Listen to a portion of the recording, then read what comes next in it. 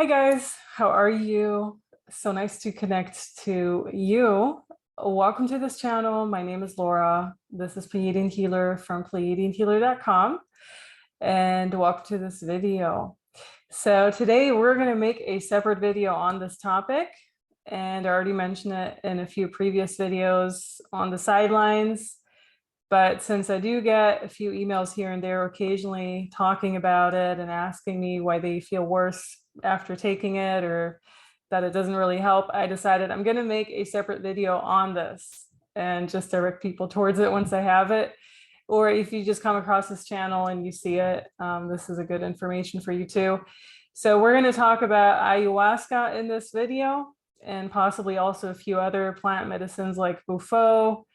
And the main focus is going to be on ayahuasca though, because I think that's like the most common one that a lot of new agers come across, and also other people who really just dive into these topics and matters and who are animated to take a ceremony for whatever reason, you know, to pop into other dimensions, to go onto other planets, whatever. So I'm going to share an image while I'm speaking. This could possibly be what a trip could look like for some people. I'm not really sure, but I think it's easier just to share this image. So ayahuasca, I think, is one of the most common plant medicines out there that has people hooked, especially the people who first fall into all of these ceremonies that the New Age trap community kind of offers. Among all of those are cacao ceremonies. Some of them have CBD or shrooms or whatever in the cacao too. But ayahuasca is really a huge one, right? So you have sound healing circles, cacao ceremonies, ayahuasca retreats, Buffo ceremonies, which last a little bit less. I think a Buffo ceremony or Buffo, however you want to pronounce it. I know it's like a word that's not English, but different people pronounce it differently. I think that one only lasts like 30 minutes as far as my information goes. A little bit about my background. I personally have never felt drawn to taking ayahuasca. I've never felt drawn to taking Buffo. I have taken other things such as mushrooms and edibles. So I do have a few videos on my own experience in regards to that. I'm also going to slightly talk about it in this video. And I know for the past 5+ years or so, ever since, you know, you come across other people or ever since you kind of fall into the scene of the New Age when you first wake up and you're kind of dragged down that rabbit hole. So I've always had people reach out and be like, oh, you should try this ayahuasca retreat here and there and whatever. Now, as a disclaimer, I have interviewed people on this channel that have very much proposed ayahuasca as a great plant medicine and whatever. I personally was always a bit skeptical towards it. And the more I find out about it, the more I guess my inner intuition was telling me just stay away from it. The main problem that I personally have with ayahuasca, and then I'm going to go into a few stories too about people who were actually assaulted during those retreats, and also people who became very addicted to those retreats. The main issue I really have as a highly empathic person, you know, I am so empathic. I could, you know, walk into a room, pick up on probably every single one's intention if I wanted to, unless I intentionally close myself off to that. But the issue for me, and I'm sure a lot of other people who just pick up on other people's energies and whatever, is really that these retreats are with other people. They're never by yourself. So I guess you have those retreats where you have 5 people, 10 people around you in a circle. And then you have those retreats like in Costa Rica that have like 60+ people or whatever. For me personally, it's never resonated to share my energy for such a long time with so many different people who I don't even really know, because you wouldn't necessarily just do that with a group of friends. When you go to these type of retreats, you would technically be with strangers and people who you don't really know until you actually get there and meet them. And then you find out, oh gosh, this is like a rotten, spoiled energy around them. So that for me was always very unappealing from the start. I'm like, if I'm already opening myself up to that, I certainly don't want to do that with 5 random strangers, 10 random strangers, and 60 random strangers. Another thing that never seemed appealing to me was that you have this person, call them a shaman or an initiator, the initiator of the ceremony. And I know for some of these retreats, you have like even 3 different ones, you know, like 3 different shamans, or you have like a shaman and 2 helpers or whatever.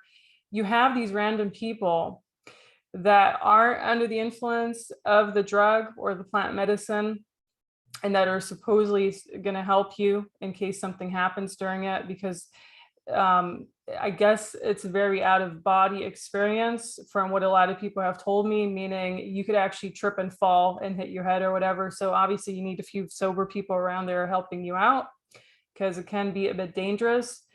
So for me, that's always like, okay, what are those people actually going to do? Like, could they actually take advantage of you during those retreats? You know, as a woman, those are just the thoughts that always went through my head, because a lot of these initiators are men, not necessarily women. Now, of course, you could find like an all women's retreat and everything.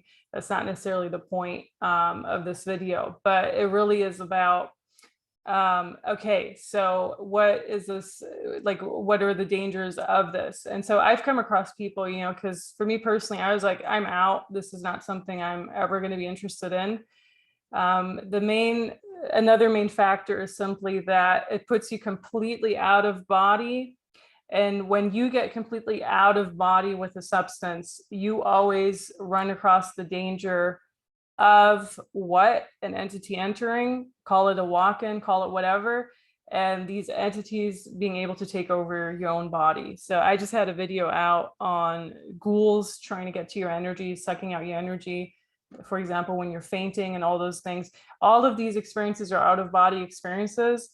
With ayahuasca specifically, you're going to be completely out of your body though.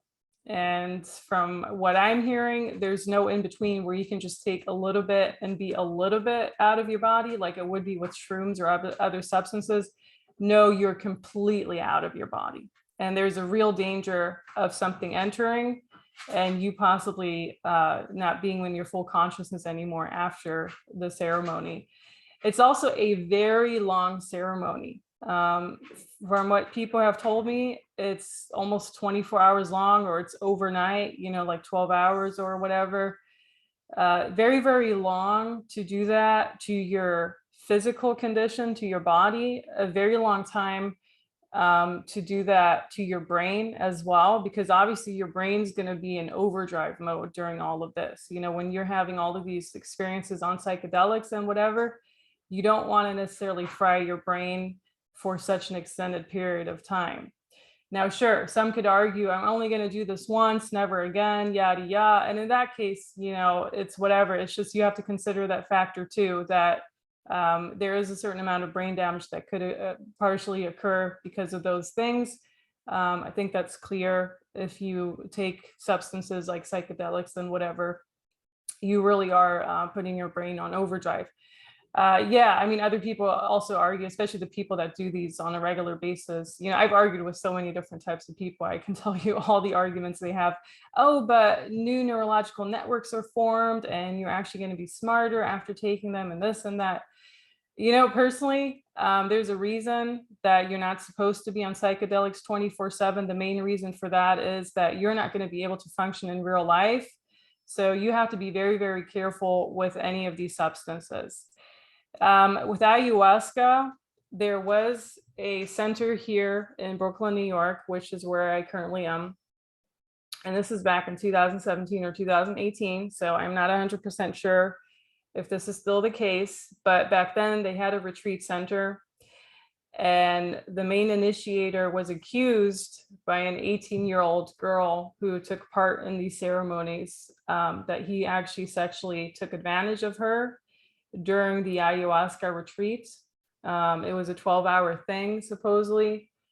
And I don't know if he raped her or assaulted her or whatever exactly happened, but it actually became a pretty huge thing in that community. And a lot of people were kind of talking about it and being like, stay away from that center and whatever. They take advantage of people who do that, especially women or young women. So that's definitely a danger I think a girl or a woman should consider. Now, if you think you're 100% comfortable with a shaman or initiator, that's something else too. I also had another girl tell me, and this was very recently, like a few months ago, she took, I think, 3 different retreats. They were either in Peru or somewhere around the Amazonas area. I'm not 100% sure if they were like the Sacred Valley or in a different area. But what ended up happening is she completely is not doing any of those retreats anymore just because of that experience. She did it for a few years, and there were 3 shamans. They were local native shamans to the area, so they were South American.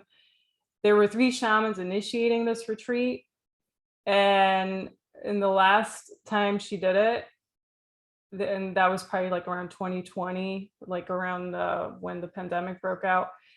The last time they did it, supposedly they kind of hooked into her somehow and were remote viewing her for almost half a year or whatever, until she finally caught on to that, what was really happening.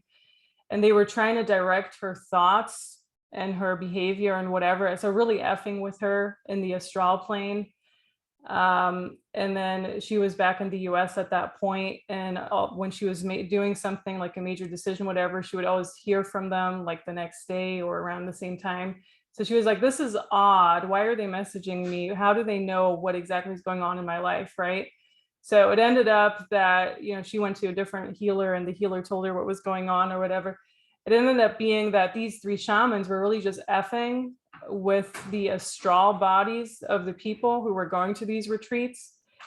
And keep in mind, a lot of people, especially a lot of Westerners, you know, a lot of people from the US, a lot of people from Europe, whoever can afford to go to these retreats, because these retreats are not very cheap. I want to point that out too. You know, you can find cheaper retreats, but usually when you go to the full-on experience of the Sacred Valley in Peru, or if you go to like even Costa Rica, all these other ones, I mean, they typically want, you know, 1,000 or a few thousand, like up to 4,000 or whatever. It really depends on the quality of hut you're going to stay in for the few weeks or for the week, whatever you're in.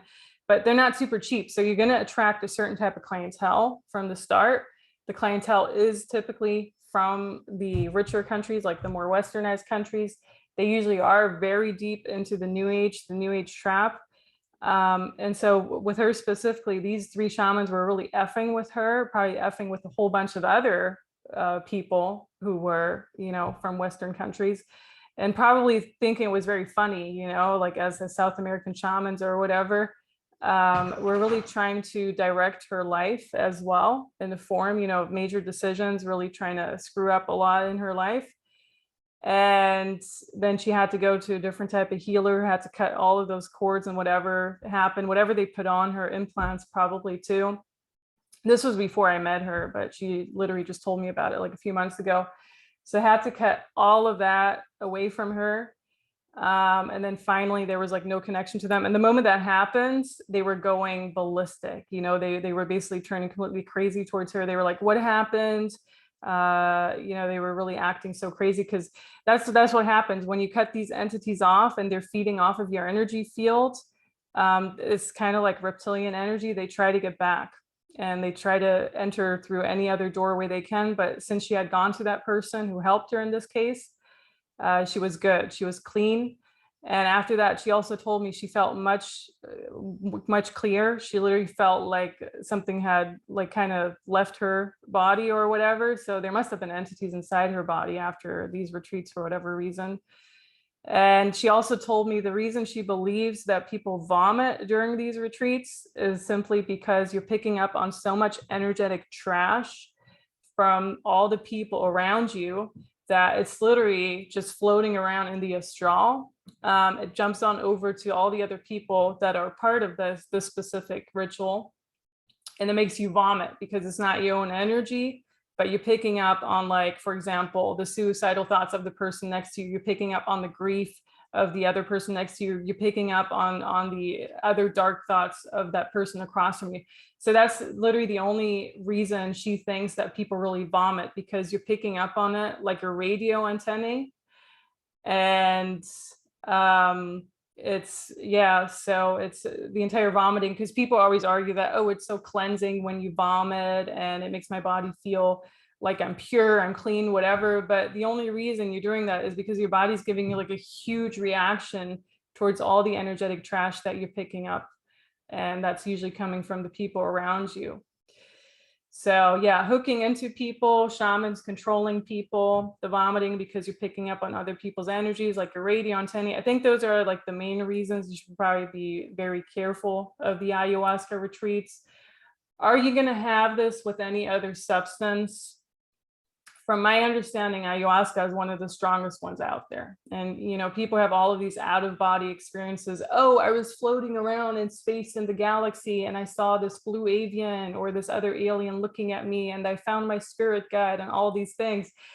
But also be reminded that whatever you see in the astral can also just be put into you somehow. You know, it's like all these false entities disguised as a certain type of alien or whatever. It could be all these Zeta Greys that are controlled by the controllers that are really just effing with you and giving you all those visions too, you know?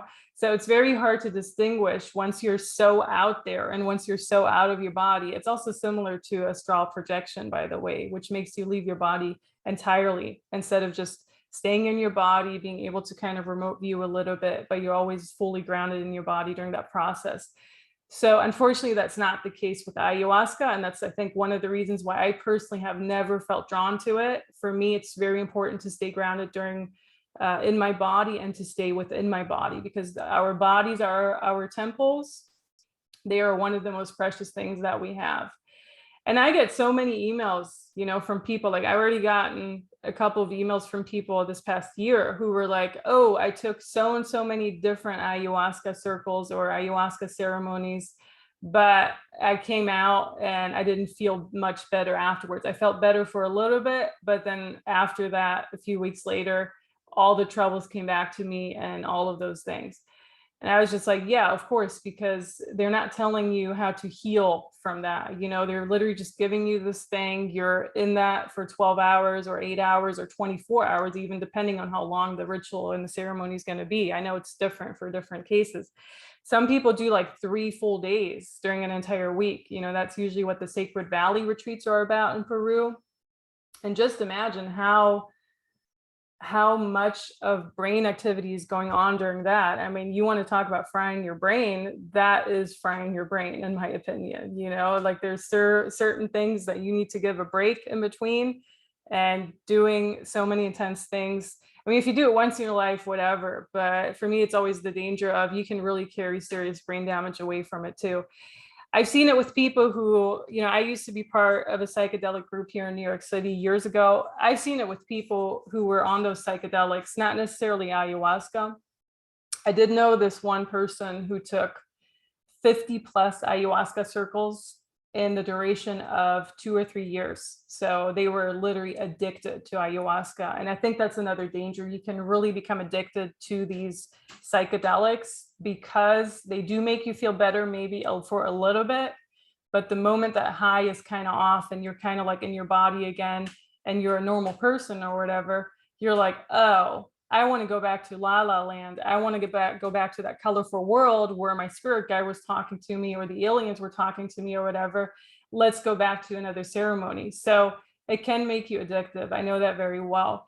This person had taken 50 plus circles in the past 2 or 3 years, and now they're completely sober. I don't even think they take any psychedelics anymore.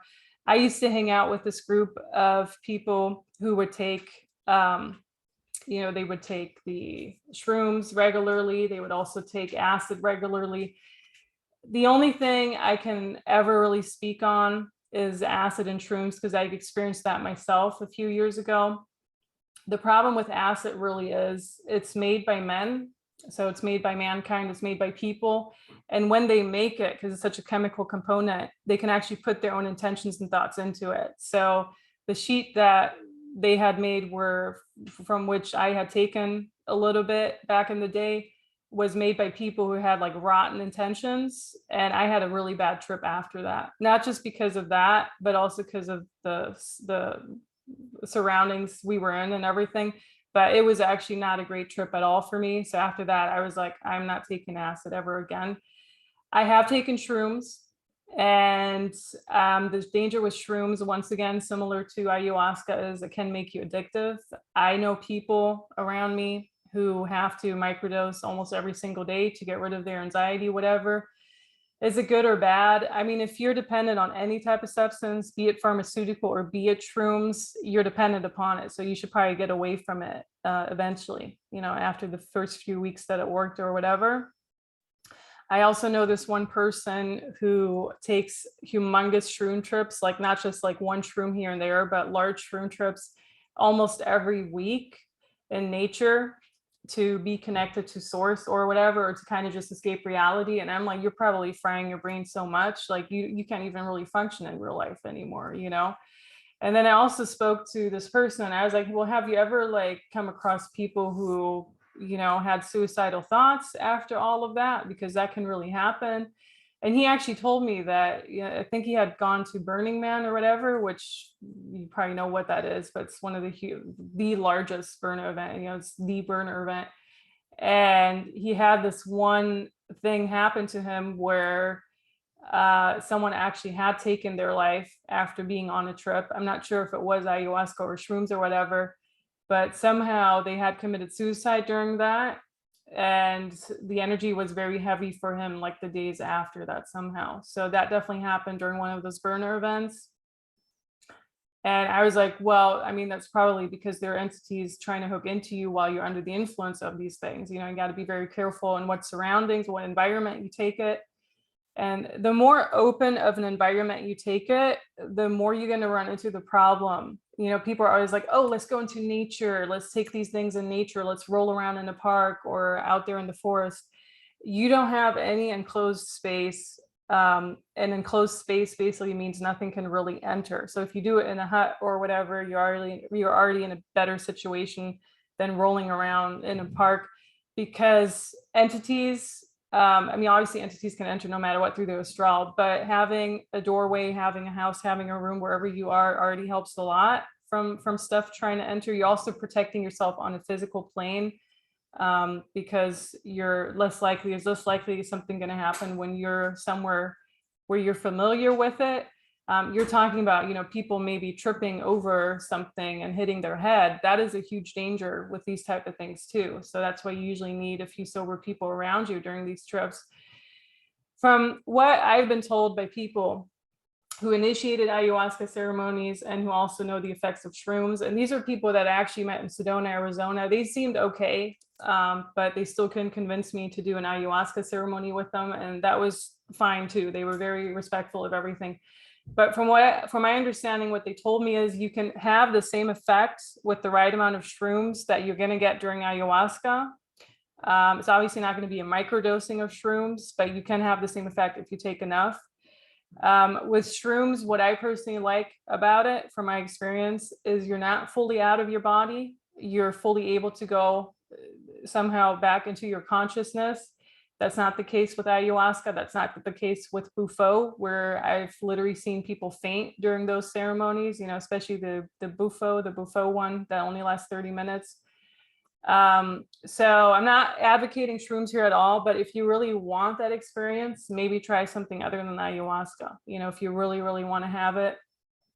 But to be on the safe side, I would probably be a bit more spiritually evolved and mature. And I would also write a list of what exactly it is that you want to tap into during these trips, because going into these type of psychedelic trips without an intention, without really any aim or goal, you know, for example, the intention is, okay, I want to see what my relationship, how my relationship to my parents or whatever can be healed, or, you know, any type of intention, or I want to see what's really going on in the world, you know, or I really want to see what's behind the latest sham news, everything. If you just kind of set your intentional list, these trips are going to last a long time. You know, they're going to last anywhere from 4 hours to 8 hours or longer. So you're going to need an intention to be kind of directing that energy and that insight that you're getting. That's the only tip I can give you for people who want to try it out. But once again, I'm not advocating for it, whatever. I'm just speaking from my own experience. And I think that kind of summarizes what I wanted to say about ayahuasca. So it's the circles that host ayahuasca, the retreats, everything. For me, they just seem like a huge feeding ground for entities to come through, to disguise themselves as positive entities, whatever. And then at the end of the day, you're like festered over with these entities. You have them in your field and you don't know how to remove them unless you actually have people around you who see that and who are fully capable of that. I told you the story about the 3 shamans that were hooking into my acquaintance, and it took her the longest time to get rid of that. Picking up on other people's energies is a huge one when you're under the influence of psychedelics. If there's a person that committed suicide on the same grounds that you're having these retreats or circles, you're going to most likely pick up on that if you're very, very sensitive and empathic to it, because that happened to me in one circumstance, and that's why it was a horrible trip too. So there's a lot that goes into it, you know, assaults happening, like sexual assaults towards women and girls. I mean, these are all reasonable things to point out, I believe. And thanks so much for your attention. If you have an opinion on it, or if you have like any experiences with psychedelics or ayahuasca, definitely pop them below. Just wanted to make this video because I thought it would be important just to have a separate something on it. There are a lot of people that get dragged into it, you know, especially the people that are just like new to all of this. And I really see ayahuasca not anymore as a sacred medicine that it perhaps could have very well been back in the day. But I see it the same with the cacao circles, the same with the CBD, the same with all this. It's over harvested, it's over intentionalized, and there's more that goes into that you need to be aware of. And I know there are, especially if you are in this entire new age community, just like I was, you know, 5+ years ago, I had shaman friends who were like, oh, if you don't take any ayahuasca, you can't really speak on anything because you haven't seen the other side of the veil and this and that. Don't let yourself get bullied into that. Your inner guidance system, your intuition knows better, and you're fully able to still have full psychic insight and everything without going into any of these retreats, without any psychedelics. But I do have to say, if you are wanting to try out psychedelics, they can open up a whole new world to you. There's something called psychedelic arts, which is pretty amazing. And that's really what drew me into that world too. The entire thing is just that you can become very addicted to it, just like I've seen it with a lot of people that I hung out with back in the day. And so like, just be very careful with it. You know, that's all that I'm saying. All right, guys, have a wonderful one. Talk to you very soon. And until then, bye.